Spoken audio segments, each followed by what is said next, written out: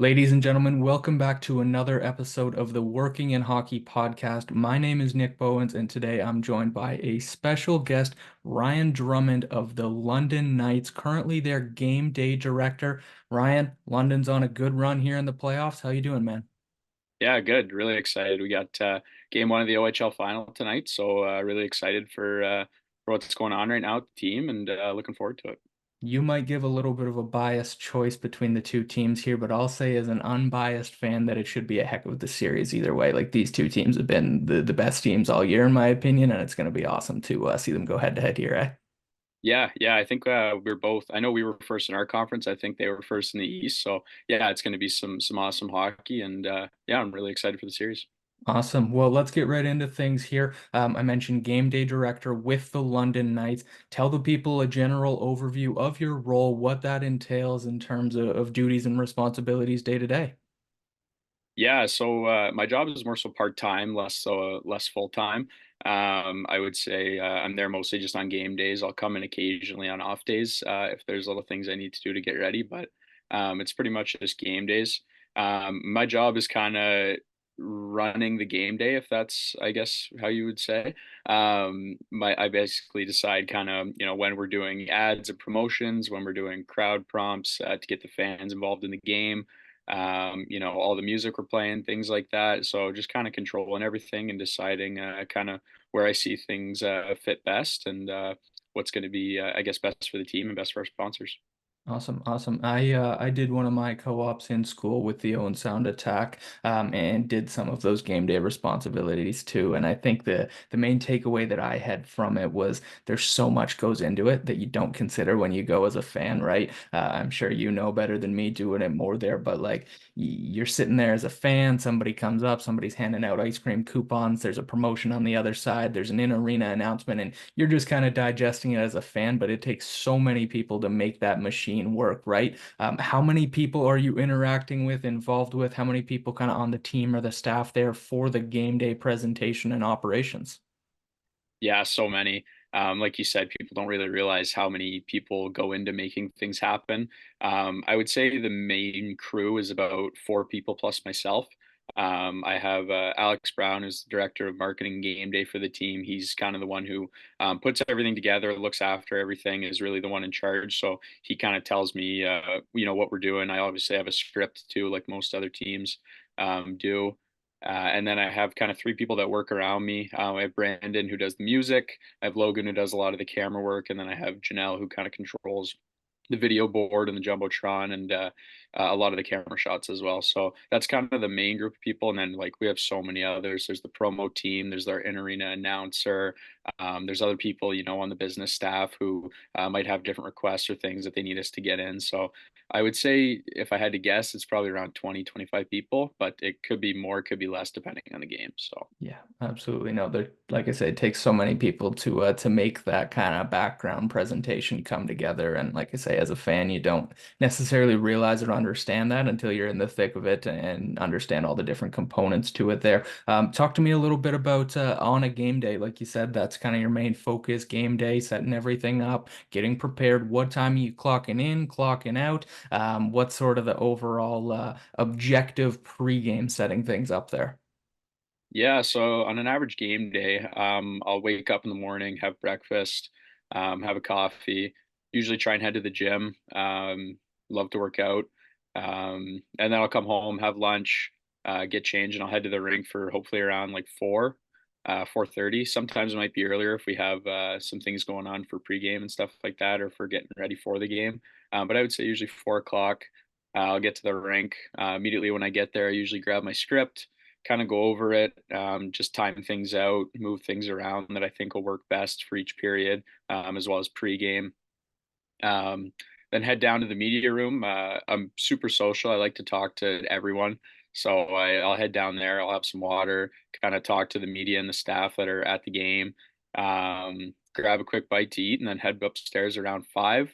And that's where I kind of brief with like the people I was talking about earlier, the four or five of us about what the plan is for the game. We'll go through the script, kind of plan things out, and then just kind of wait for warmups and game time to start.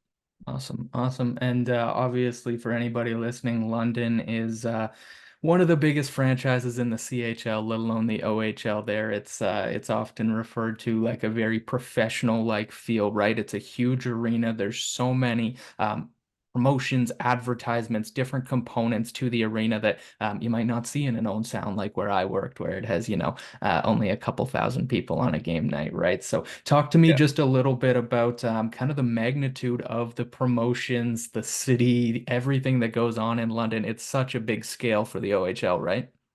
Yeah, yeah, it's awesome. I mean, I grew up, I'm born and raised here in London, so I've had the privilege of watching them ever since I was little, going to tons of nights games and, seeing a lot of great players come through and a lot of good teams. Yeah, I think we're really lucky. I think the fan base is what really makes the Yeah. team.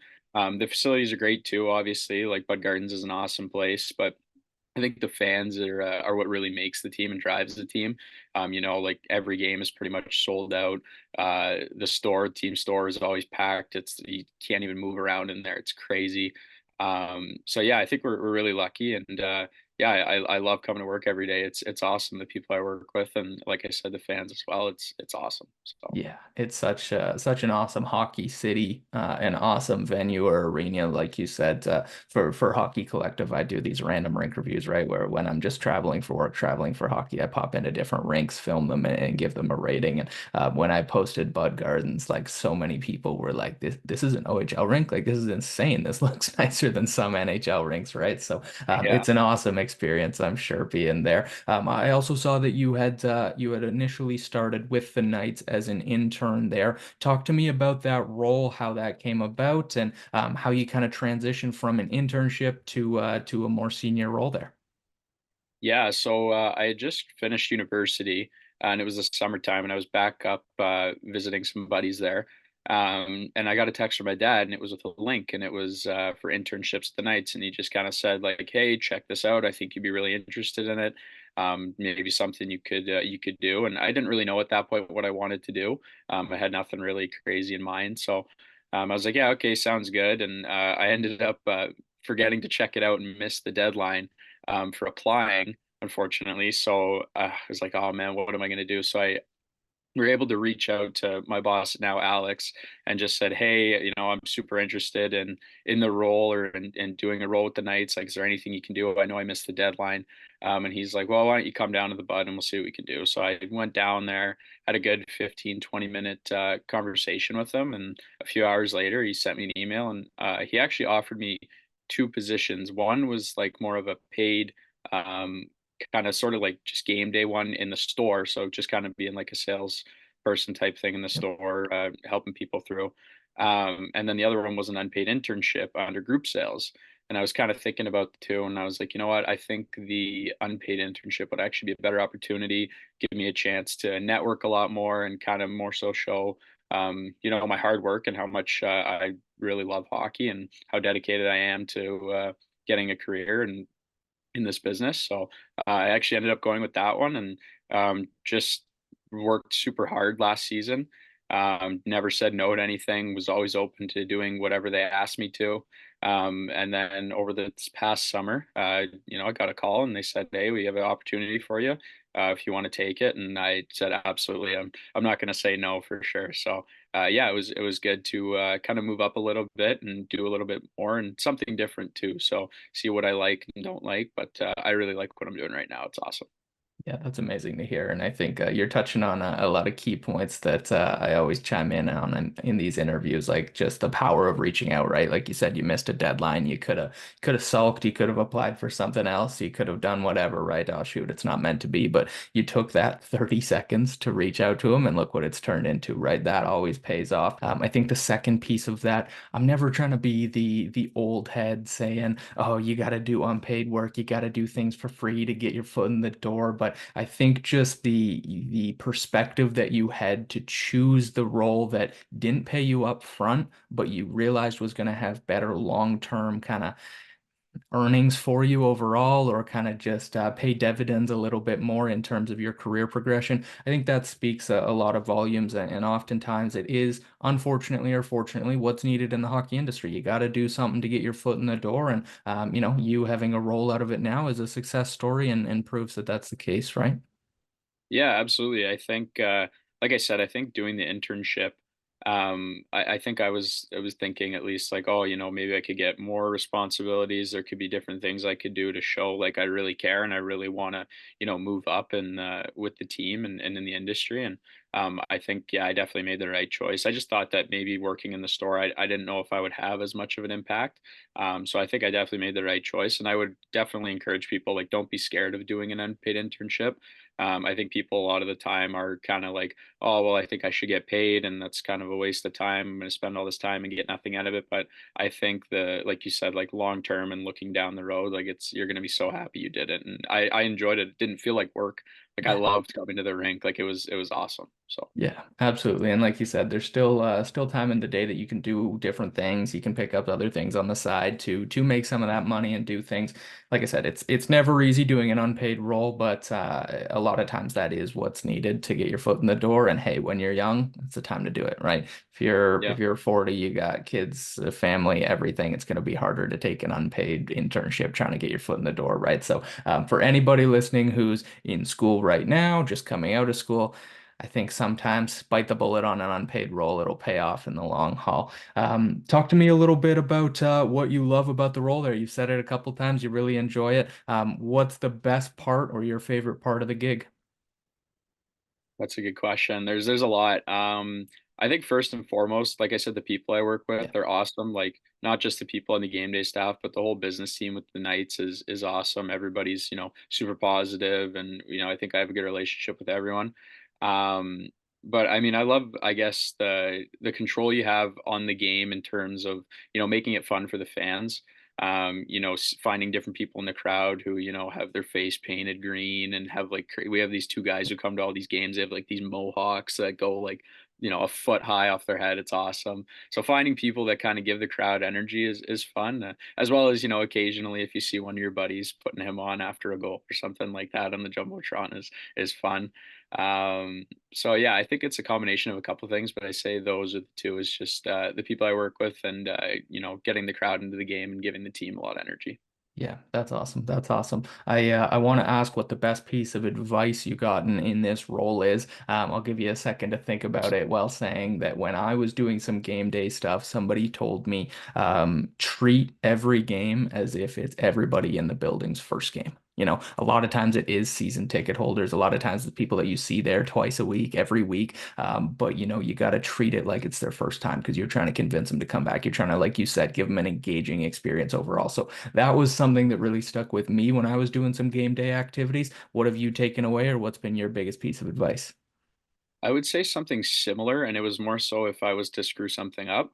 I remember when I was getting for this specific position when they were kind of training me, they said, you know the script, and a couple people you work with know the script, but nobody in the building knows the script. So if you mess something up, or if you call for something and you have to cancel it, like nobody's gonna know except for the people who you're working with, and everybody makes mistakes. So I guess don't be too hard on yourself if you do, and if you do, nobody's going to notice. Well, none of them know what's going on, right? They're so focused on the play a lot of the time. So yeah, don't. I guess don't be worried about messing up. 100%. No, that's super important. And something that we've heard a couple times, honestly, right? Like people are so in their heads about, what people think, what other people are going to say or see when they see them mess up. But you're the only one that knows the script. You're the only Yeah, one that knows exactly. to a T what's going on. So Yeah, for absolutely sure. agree. I guess last question there, talking a little bit just before we got on here, like you mentioned, still young in your career. There's lots you want to do. What is next for Ryan? Where would you like to see yourself in 5, 10 years, if it's with the Knights or at a bigger level even? Yeah, that's a good question. Haven't thought too far down the line. More so just kind of year or two. I would definitely love to continue to kind of grow with the Knights and take a bigger role if that was something that was an option. Obviously, if it isn't, I would still continue doing my job I'm doing now. Like I said, I really like it. But yeah, maybe work for the Knights hopefully in a bigger role for a few years, and then maybe graduate to an NHL team or working for like a league or something like that. I'm not super picky. I'm anything in hockey I'm going to be pretty happy with. I've been obsessed with the game since basically I was born. So yeah, I'm not super picky, but I love working for the Knights. It would be nice to stay in London, stay at home, and continue working for them. Absolutely. No, that sounds good. Ryan, I'm sure you've seen, but we always wrap the podcast up here with just some rapid fire, general questions about your career, everything in between. Sound good? Yes, sir. Let's do it. All right. Working for the Knights. You said you've been a fan for forever. Who is your favorite London Knight of all time? Great question. So many good choices. But I have to say Patrick Kane for sure. I find it hard to poke any holes in that argument Yeah, there. That's yeah, a pretty good one. yeah, Like I said, growing up in Owen Sound, he tormented me in my yeah, childhood. Him, Corey yeah, Perry, Rob Shrimp, all those friggin' yeah, guys. Awesome. yeah. What is the loudest you have ever heard the Budweiser Gardens? Ooh, great question. I would say last year I think it was round one against Owen Sound. George Diaco scored an overtime game winner, and I've never heard that place any louder. I don't think personally. It was crazy. There's been a lot of really loud games this year. Our last home game against Saginaw this past round was really loud. The crowd was really into it. But I would say that George Diaco OT winner last year was crazy, Very crazy. cool. Very cool. You're young in your career here, but who has been the most influential, impactful, giving you the best advice? Shout out one person who's helped you the most along the way. Yeah, like a lot of people, there's so many. Obviously, my family first comes to mind. Like, my dad texted me that opportunity Yeah. to be an intern. My mom always being there for me and telling me not to be so hard on myself if I screw something up, and same with my sister. But in the hockey world specifically, I would say probably Alex Brown, the guy who I've mentioned before, who has become a good friend now. He obviously, gave me an opportunity after I missed the deadline and was also the person to offer me now a job with the team. So I would say him along with the whole staff. Yeah, they've all been good to me. Ryan, this is awesome to chat here. Thank you first and foremost for hopping on to do this, and secondly, just for following along with working in hockey. That's how we got connected here. So appreciate you following along and the support. Tell the people where they can find you and anything else you want to plug. Yeah, no, I appreciate it. Thanks for having me on. It's good to connect with you too. Don't really have anything to plug. I'm not huge on social media or anything like that, but I appreciate everyone listening, and hopefully I help some people out. Perfect, perfect. And guys, reach out to Ryan on LinkedIn if you have any questions about game day role, questions about the Absolutely. London Knights, anything. This is a professional podcast. LinkedIn is the professional social media where you'll find us. Guys, thanks again for listening to this episode of Working in Hockey. Be sure to subscribe to the free weekly newsletter. We've got 50 plus roles this week's newsletter. So we'll see you guys soon.